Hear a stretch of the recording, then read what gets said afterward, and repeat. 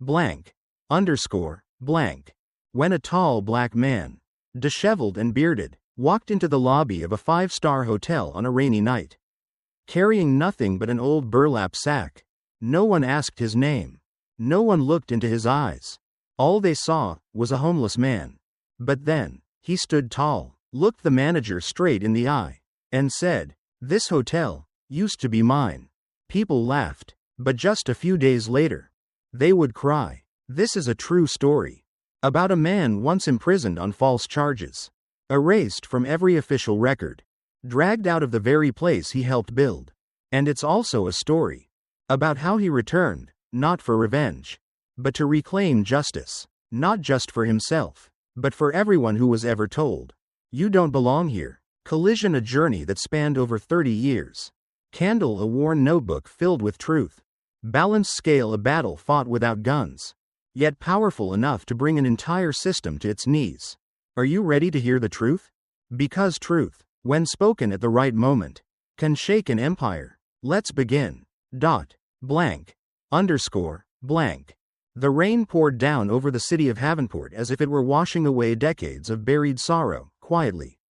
Without thunder, but relentlessly, inside the Royal Meridian Hotel, where crystal chandeliers blazed above and the clinking of wineglasses echoed like the heartbeat of high society, everything continued to run smoothly, like a Swiss timepiece. No one could have guessed that within minutes, the presence of a single man would throw the entire machine into chaos.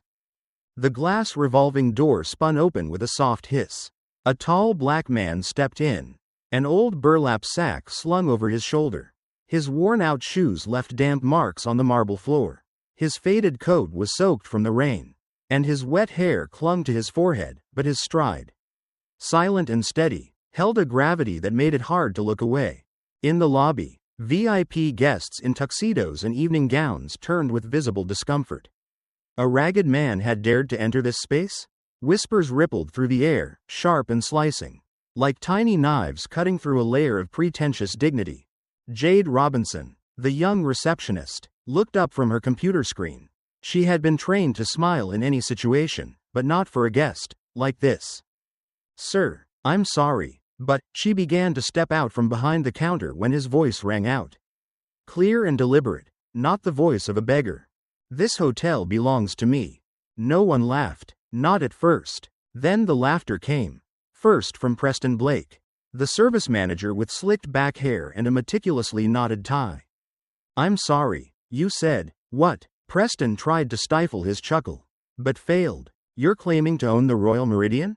The man said nothing. He simply stood there, his cold gaze drifting over the walls adorned with portraits of the Drake family, the founders of the hotel. It was as if he were searching for a memory that had been erased, or a life that had been stolen. "Security," Preston called out, but the man spoke softly, firmly. "My name is Malik Thompson, and I'm not here to beg. I've come to reclaim what is mine." The crowd in the lobby still couldn't grasp what was happening, but the tone began to shift, from scorn to confusion. Only Jade, in a single flicker of instinct, felt a chill crawl up her spine. There was something about this man. Not madness, but something else. A truth that had waited far too long to be spoken. Blank, underscore, blank. The air in the Royal Meridian Hotel lobby thickened, like fog clinging to the glass doors, when the name, Malik Thompson, rang out.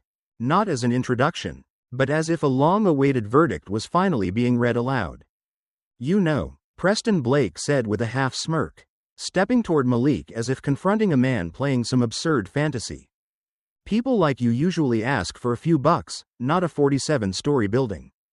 Malik didn't flinch. He quietly bent down and opened the old, rain-soaked burlap sack. His movements were so slow and deliberate, they held the entire room breathless. A few high society guests instinctively stepped back, as if afraid he might pull out a weapon. But he didn't. What Malik held in his hands was a yellow document, carefully preserved inside a brittle plastic sleeve. Its edges were frayed, the ink faded, but still legible, especially one part at the bottom. Malik Thompson, co-owner of the property at 107 Fifth Avenue, now the Royal Meridian Hotel. Year: 1976. He extended it toward Jade, the only person in the lobby who hadn't laughed. Check it, Malik said, his voice rough but steady. The original deed to this land. You'll find my name in the records. At least before Franklin Drake erased every trace of it. Jade stared at the paper, her heart pounding. She wasn't a legal expert, but even she recognized an original land deed. Stamped, notarized, and signed. Not something easily forged, especially one from the 1970s. With fading ink and aged paper stock that time couldn't fake. You don't need to read that, Preston snapped, brushing Malik's hand aside and yanking the document from him. He glanced at it briefly, then burst out laughing again, this time laced with open contempt. Oh, this is rich. A homeless man? Claiming ownership of a 5-star hotel? What is this? A screenplay? Jade wasn't laughing anymore. She looked closer, and something sent a chill down her spine. Malik's calm wasn't delusion, nor was it bravado. It was the quiet certainty of a man who had waited too long. And who knew exactly what he was doing. He's not shaking, she thought. He's not begging, not angry, just perfectly timed, and perfectly placed. Malik turned his gaze directly to Preston, not with the look of someone pleading for compassion, but with the gaze of a man who had buried justice for 30 long years, and was now pulling it into the light. I'm not here to ask for permission, Malik said, his voice low, like thunder echoing from the basement. I'm here to name the ones who erased me from history. Blank. Blank. The scene in the lobby of the Royal Meridian Hotel might have seemed like the end of a lavish comedy. Preston Blake shook his head with a mocking smile as he tossed the document back onto the reception desk. As carelessly as one would discard a useless receipt. Some guests shook their heads. A few chuckled quietly. They were far too used to watching injustice play out as entertainment. Wrapped in velvet, served on silver platters. But behind the tech counter, in a dimly lit corner, Leo Alvarez, the hotel's systems technician, wasn't laughing. He knew those eyes. He had seen them before, on the day his father's job application was dismissed simply because his English wasn't fluent enough. And now, as that same look settled over the man in the soaked coat, hands trembling but eyes burning with clarity, Leo felt something stir within him. While Preston turned away, Leo quietly pulled out his phone and snapped a photo of the crumpled, weathered document lying on the counter. Just one photo, but it would be the first stone thrown into a lake long thought motionless. He sent the image to a private, encrypted drive, then erased his activity history. He didn't know exactly what he was stepping into, but something in his instincts, sharpened by a life spent navigating the gray areas, told him this man was real. Too real to ignore. Cloud with rain outside, Malik was being dragged out of the lobby by 2 security guards, no shouting. No struggle, only a final glance back at the marble pillars he once helped design. He collapsed on the front steps, the burlap sack spilling beside him, drenched, but he didn't bow his head, didn't curse. He simply rose again, picked up his sack, like he had done hundreds of times on cold sidewalks, and walked away. Before he left, he turned back, meeting Preston's eyes squarely. Preston stood under the awning, a cigar still unlit in his hand. You're laughing today, Malik said, his voice quiet as still water. But you won't be laughing for long. Crescent moon that night, as Jade was preparing to end her shift. Her phone buzzed. A message from Leo. I got the photo. And the name Malik Thompson. You have 10 minutes to Google it before everything disappears. Jade frowned. Leo never joked like that. She opened her laptop, fingers flying across the keyboard. Malik Thompson plus Royal Meridian plus 1976. Within seconds, the screen lit up with an old archive headline. Brilliant black entrepreneur partners with Franklin Drake to build Havenport's largest hotel. Co-founder's name, Malik Thompson. Attached photo. A tall, vibrant young man standing beside a half-built hotel. She stared at the man's eyes. That unmistakable gaze. Oh my God, she whispered. I just witnessed someone who was erased from history come back. Blank. Blank. It was midnight. Jade Robinson sat curled up in front of her computer screen in her small apartment. She zoomed in on every detail of the old newspaper clipping. comparing it to the secret photo Leo had sent her of the yellowed document. Her mind spun, doubt, unease, and a cold fury building in her chest. She realized she had just witnessed a tragedy being laughed off, hidden beneath mockery. Leo Alvarez couldn't sleep. He combed through the hotel's internal archives, digging into data files long forgotten. Scanned records from 1976 to 1987 had been trimmed. Most pages showing only the name, Franklin Drake. But thanks to a lonely backup folder buried deep in the technical directory, Leo uncovered a record naming Malik Thompson as co-founder of the Royal Meridian. Why would a co-founder disappear from every document after 1987? Leo wondered. The truth was becoming clearer. Malik had once been part of the dream, and then was completely erased. No footnote, no trace. Fog the next morning. In the hotel's underground archives, Jade and Leo met in secret. Jade whispered, "If what we're seeing is real, then Malik isn't crazy. He's the victim of the biggest cover-up in Havenport's history." Leo nodded, then pointed to a stack of dusty paper files he had just pulled from an old storage box. "Look at this. Property transfer certificates, partnership invitations, they all have Malik's name. But from 1987 onward, everything's been edited, redacted. Only Franklin Drake and his family remain." The air in the storage room was heavy. The only sounds were the low hum of the cooling system and their tight, uneasy breathing. A chill ran down Jade's spine. She understood now. This truth wasn't just dangerous for Malik. It was dangerous for them, too. If they find out, Leo hesitated, we'll end up like Malik, erased from history. New moon night fell again. Leo left the hotel, his chest tight with unease. From a distance, he noticed a black SUV parked silently across the street. He texted Jade, "Something's wrong. I'm uploading everything to the cloud, just in case." Leo's last message vanished into the night of Havenport. In the darkness, it felt like a chapter had just closed. One man missing, another growing isolated, but even from the darkest corners, the light of truth had begun to find its way out. Blank. Blank. It was a morning like any other. But Jade Robinson was no longer the neatly dressed receptionist standing behind the front desk. Since Leo's disappearance, every breath within the Royal Meridian Hotel had felt foreign. She walked through the lobby and sensed each glance like a sharp blade poised at the back of her neck.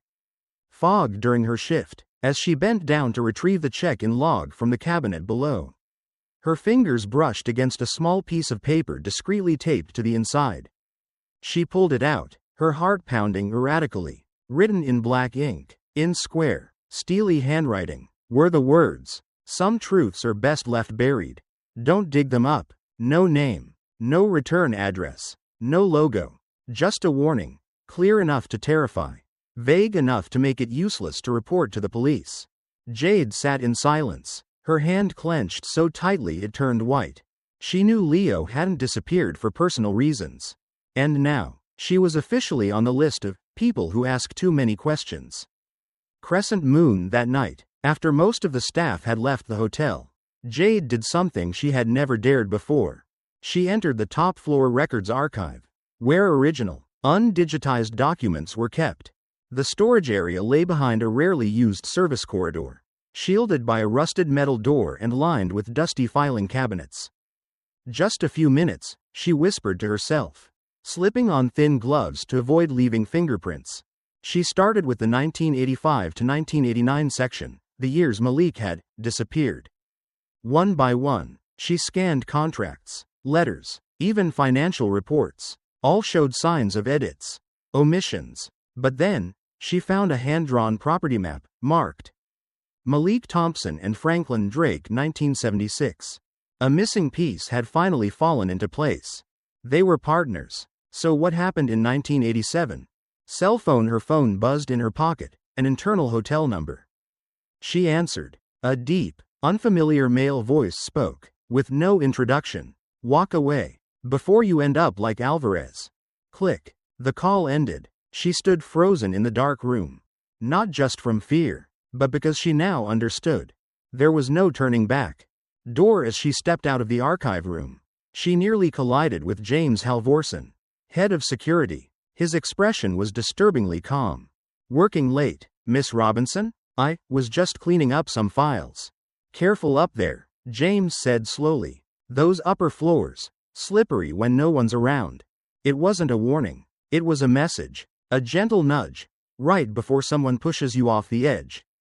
Jade walked away quickly. She said nothing more. But inside her, one truth rang louder than ever. They're afraid. And when power begins to fear, that's when we must never stay silent. Blank. Underscore. Blank. By night, the city of Havenport was like a two-faced creature, glorious on the surface, but suffocating behind the pitch-black alleyways that gaped like empty wells. Following a tip from a volunteer at the food distribution center, Jade Robinson traced a path to a narrow alley behind an old building near Marshall Station. No streetlights, no cameras, no voices, just the soft hiss of wind slipping through shattered window frames. She hesitated for a second, and then, a gravelly voice echoed from the darkness, as if it had been waiting for her for a very long time. You've found the truth, haven't you? Jade turned. A figure sat hunched beneath a rusted awning, the same tattered burlap sack slung over his shoulder. But this time, she didn't see a homeless man. She saw someone who carried a history that had been distorted. A survivor of a deliberate erasure. A soul that had been buried alive. Are you, Malik Thompson? She asked. Breath-catching. Malik didn't answer right away. He only nodded slowly, eyes fixed on hers. That same gaze she'd seen in the 1976 photograph. She sat beside him, on the cold concrete ground, unconcerned about her office attire, oblivious to the consequences. Only one thing mattered now. I need to hear everything. Malik stared into the distant dark at the far end of the alley, as if looking through 30 years of suffocating nights.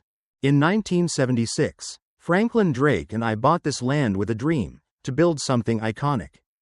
I had the capital, I had the vision, he had the connections, the influence. We were two sides of the same coin. Jade stayed silent. No notes, no interruptions. I thought I was a partner. To him, I was just a name to borrow, then discard. Malik let out a faint, choked laugh, the kind that sounded like it escaped a throat crushed by memory.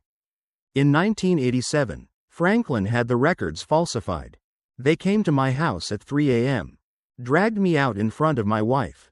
In front of my daughter. The press labeled me a fraud in 12 hours. The court convicted me in 3 months. And for the next 15 years, no one ever spoke the name Malik Thompson again. Candle Jade listened to every word, her heart tightening. This wasn't just a story of injustice. It was a systemized execution. Calculated, clean. I lost everything, Malik said, voice hoarse. But there's one thing I kept. He opened the burlap sack. This time, it wasn't just the deed. It was a weathered notebook, thick with handwritten entries. I wrote it all down. Every time I saw them bribe someone, forge a file, silence a voice, or bury a story. Since I got out of prison, I've lived near the hotel. I've watched, recorded, waited. Jade touched the edge of the notebook. Her hands trembled, not from fear, but because she knew she was holding something powerful enough to shatter an empire.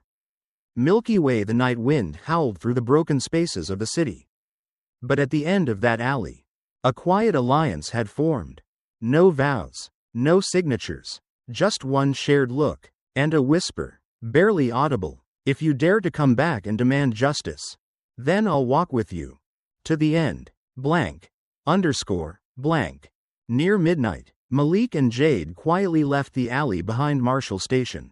They didn't take the main roads. They didn't hail a cab. Instead, Malik led her through dimly lit streets, weaving into narrow lanes, as if he knew every crack in the sidewalk by heart. Where are we going? Jade asked softly. Somewhere safe. The only place I still have a key to. City at dusk. In front of them stood a low, worn-down building, the sign above peeling away. Barely readable. South Point Community Center, established 1983. Malik opened the side door with a rusty key, as if no one had ever bothered to change the locks. Inside, everything was blanketed in dust, but still intact. Tables, paperwork, even old photographs of free classes once held for black children. I built this place for the community. After I went to prison, they shut it down. No one cleaned it up. But no one dared to destroy it either. Flashlight in a small back room. Malik lit an old oil lamp. He placed the notebook on a worn wooden desk and looked at Jade. This contains everything I've recorded since 2003.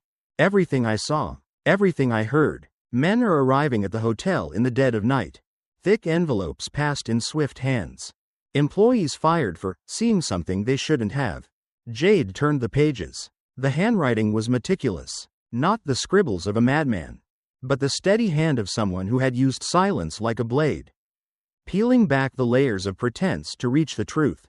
Then, halfway through, she stopped. One name stood out, bold among the black ink.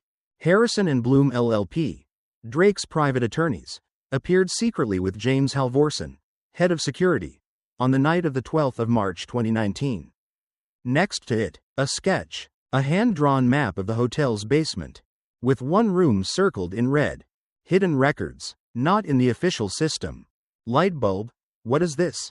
Jade asked, eyes wide. Malik looked at her, his voice steady, like reading an indictment. That room holds what was never meant to exist. Forged contracts, forced property transfers, internal meeting minutes that were never made public. Jade swallowed hard. She understood. If they could get those documents, this wouldn't be a one-sided battle anymore. Her phone buzzed. An anonymous message popped up. Your friend, Leo Alvarez, didn't go to Mexico like you think. Stop now. Final warning. She looked at Malik. He didn't seem surprised. They're watching you, just like they watched me. But if you're still here, it means they haven't won. Malik opened an old drawer and pulled out a large A3 sheet. The original blueprint of the Royal Meridian Hotel. A version that had never been digitized. Tomorrow night, the hotel's annual fundraiser is happening. Elliot Drake will be there, busy entertaining donors. If we're going to break into that records room, that's our only shot. Jade nodded. No words were needed. By now, fear had given way to something else. Determination. One man erased from history. One woman who once unknowingly upheld a broken system. Now, they stood on the same side. And from an abandoned community center in the heart of Havenport, the first strike in their counterattack had officially begun. Blank. Blank. The Royal Meridian Hotel blazed like a royal ballroom. It was the Drake Corporation's annual fundraiser, gathering the most powerful figures in Havenport. High above, Elliot Drake, heir to a legacy empire, raised his glass, gave speeches, and smiled for the cameras, unaware that directly beneath his feet, the truth was beginning to stir. Candle 11:15 p.m. A rear service door creaked open quietly. Jade Robinson, wearing an old staff uniform, masked and hat pulled low to cover most of her face. Malik Thompson followed behind, dressed in a maintenance worker's jacket, his hair trimmed, beard clean shaven. No one could have recognized him as the homeless man once dragged from the hotel lobby. They moved according to the original blueprint. The first security door, Malik opened with a keycard given to him by a loyal, aging guard who still remembered, Mr. Vernon. The next two doors, Jade picked using stolen tools from the maintenance room. You holding up? Malik asked softly as they paused in front of the final steel door. Jade nodded. We're about to face the past. But we're also about to touch a different future. The door creaked open. The hidden archive room was revealed. No grandeur, just old shelves, coated in dust, untagged and unscanned. But inside were the things Elliot Drake dared not digitize. Start with files from 1987. The year my name disappeared, Malik said, already flipping through folders. Open folder and then, Jade pulled out a box labeled in shaky handwriting. Carter, urgent. Inside were yellowed papers. An internal report accusing Malik Thompson of embezzlement. Forged documents with distorted signatures and blatant spelling errors. A handwritten letter from Franklin Drake's lawyer to young Elliot. The records have been handled. Mr. Thompson is now just the past ledger, but what truly froze them was a small, worn black notebook, bound in a faded rubber band. Franklin Drake's journal. The first page read, contingency documents, in case of betrayal. And within it, a list of shadow transactions. -$75 to a zoning inspector, to overlook fraudulent permits. Minus $155 to Halvorsen, fabricate misconduct report on MT. And beside it, in messy but unmistakable handwriting, remove Malik before the 1988 grand opening, no photos allowed. Collision. Jade's hands trembled. Malik stood frozen. His eyes didn't tear. They burned with a calm, razor-sharp fire. I wasn't imagining things. I wasn't crazy. It was all real. Jade took encrypted photos of every page with her phone. Just then, the back door burst open. A cold voice cut through the silence. I knew your curiosity would get the better of you. New Moon. A flashlight beamed directly into their faces. Preston Blake, the hotel's operations manager, stood with a radio in hand. Beside him was James Halvorsen, head of security, his face dark and unreadable. It begins, Halvorsen muttered. This has gone on long enough. Jade stepped back. Malik instinctively moved in front of her. But before anyone could act, the side door swung open again.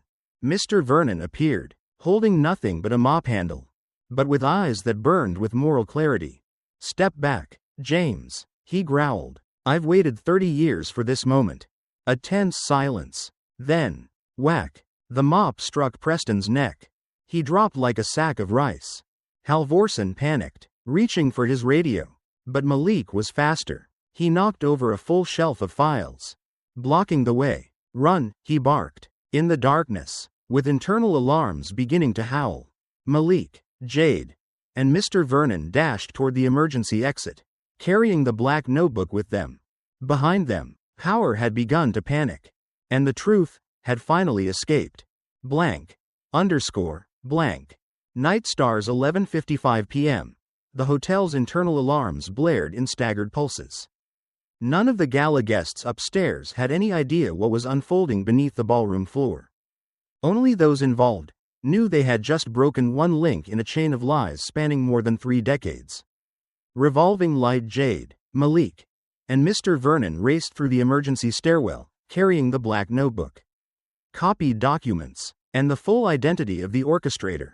No one spoke. They didn't dare. They only breathed, ran, and listened, closely, to the echo of footsteps closing in behind them.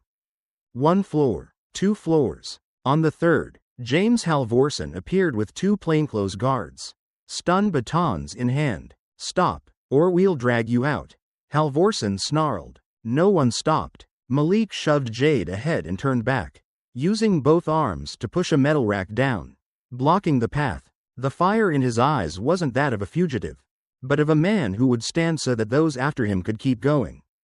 Flashlight. Beyond a side door, a familiar silhouette emerged. Diego Martinez, the young technician who had vanished, now stood there. His face bruised but his gaze unwavering. This way, he whispered. I know the route to the garbage chute. There's an old exit no one's locked yet. Jade froze. Diego, you're alive? Luckier than Leo. Faster than James. He grinned, blood crusting his lips. Let's move. City at dusk. Meanwhile, on the top floor, inside Elliot Drake's private office. His face had turned pale beneath the dim golden light. Halvorsen's update had shattered his composure. On his screen, a photo of a page from the black notebook, in his father's handwriting, confirming bribes, Malik's setup, and an empire built on betrayal. No, he was supposed to be buried.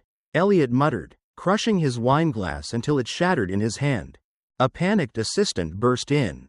It's out, sir. Someone uploaded the files to investigative reporter Frank Banks's server. The whole city's talking. Elliot said nothing. He walked to his drawer, pulled out a chrome-plated pistol, and loaded it, slowly. If the truth gets out, I've got nothing left to lose. What are you going to do? Burn the hospital before it diagnoses me. PC. Across the city, a single signal blinked online. Inside an old underground service room, Jade inserted a USB into a secured, encrypted laptop. She clicked send. In one click, the entire archive, black notebook scans, forged records, bribe lists, was transmitted to the 5 biggest newsrooms in the city. One of them, Frank Banks, the renowned investigative journalist, responded instantly. We've received it. See you in the morning. Bring the man himself, Don't let Malik be just a scanned name. Cloud with Rain Jade looked up at Malik. He gave a quiet nod. I waited 30 years to say this. But now, I don't need to scream. I just need the truth to echo in the right place. And the technical exit door burst open. The group sprinted into the rainy night of Havenport. Behind them, those who still believed they controlled the city's fate had no idea their power was already slipping away, drop by drop, through a tiny USB. Blank. Underscore. Blank. 12 o'clock 12:03 a.m. Grand Lobby. Royal Meridian. The sound of violins still floated through the gala hall. Guests raised their wine glasses, laughter echoing under the crystal chandeliers. But then, every phone in every tailored jacket buzzed in unison. A breaking story, pushed simultaneously by all major news outlets. Newspaper. Drake Corporation accused of building empire on crimes. Leaked files reveal erasure of black entrepreneurs' ownership history. Frank Banks, the investigative journalist, stepped into the hall in a charcoal gray suit. In his hand, a glowing tablet screen. Good evening, everyone. Apologies for interrupting Mr. Elliot Drake's speech.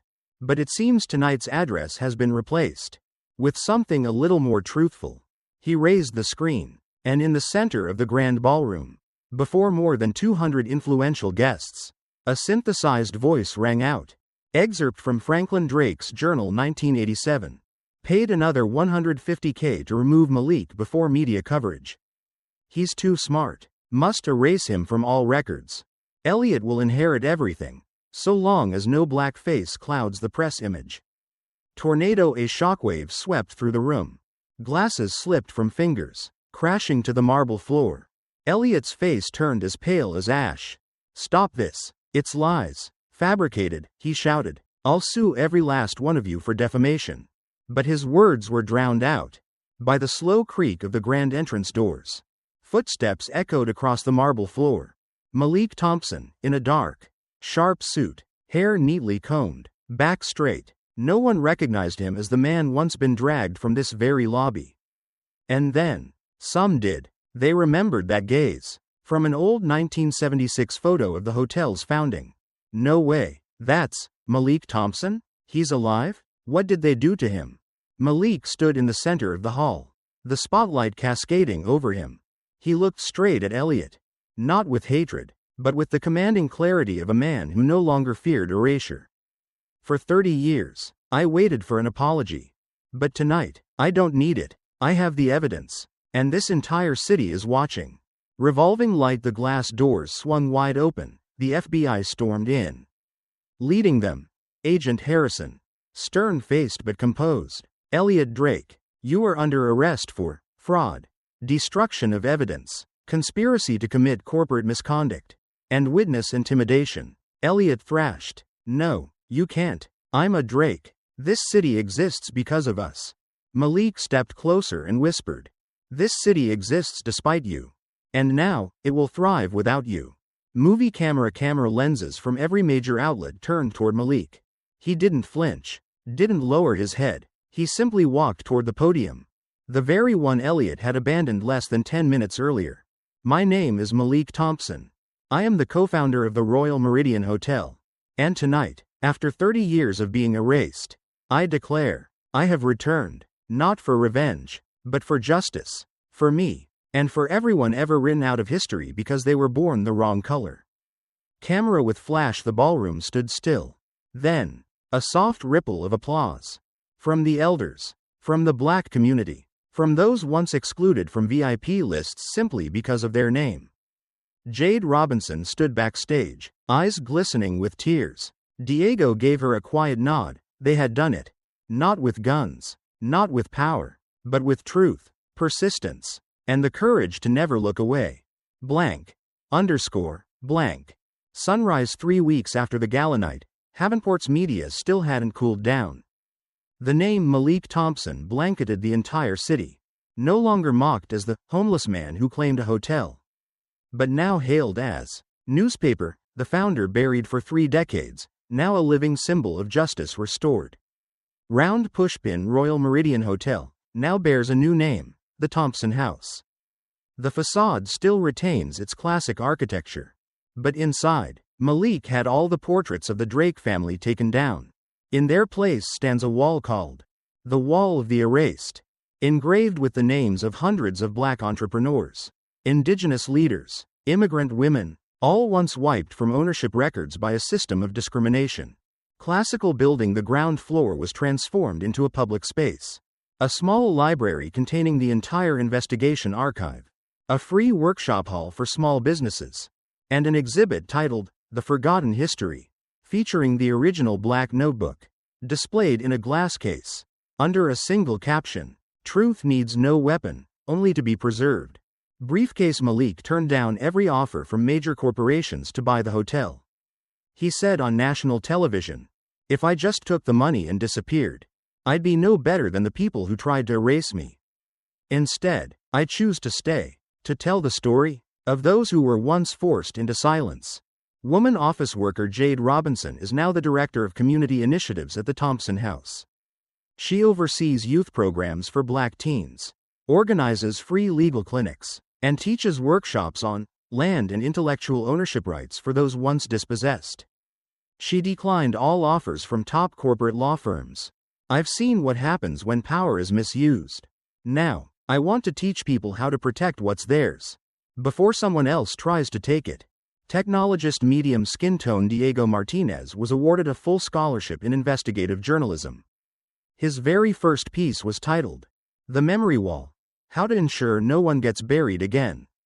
Shedding tree on the rooftop of the hotel, once reserved only for elite cocktail parties, Malik built a memorial garden.